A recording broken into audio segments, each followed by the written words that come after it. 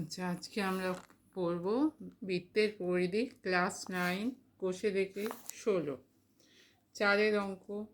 আমোদপুর গ্রামের একটি বৃত্তাকার মাঠের ব্যাসার্ধের দৈর্ঘ্য হচ্ছে 280 মিটার। একটা বৃত্তাকার মাঠ আছে, তার ব্যাসার্ধের দৈর্ঘ্য 280 মিটার। চৈতালি প্রতি ঘন্টায় 5.5 কিমি বেগে হেঁটে মাঠটি পরিক্রমা করতে চায়। মানে চৈতালি 1 ঘন্টায় 5.5 কিমি বেগে মাঠটা চারিদিকটা ঘুরে আসতে চায়। হিসেব করে মাঠটা একবার প্রদক্ষিণ করতে চৈতালি কত সময় লাগে। তাহলে প্রথমে কি বার করতে হবে? মাঠের পরিধি বার করতে হবে।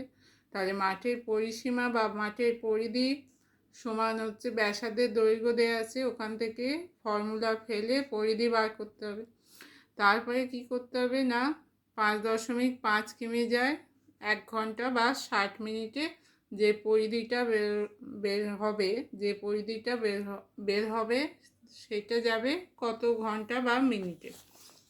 তাহলে প্রথমে দেওয়া আছে মাঠের ব্যাসার্ধের দৈর্ঘ্য 280 মিটার। তাহলে মাঠের পরিধি 2πr, 2 গুণিতক পাইয়ের মান, পাই একটা ধ্রুবক, পাইয়ের মান আমরা জানি 22/7, গুণিতক হচ্ছে আর এর মান 280। তাহলে 7 দিয়ে 280কে কাটলে হবে 40, বা 2 গুণিতক 22 44 গুণিতক 40 সমান 1760 মিটার। এবার চৈতালি 5.5 কিমি, এটাকে যদি আমি মিটারে করি তাহলে 1000 দিয়ে গুণ হবে। 5.5কে 1000 দিয়ে গুণ করলে দশমিক তুললে হবে 55/10 গুণিতক 1000।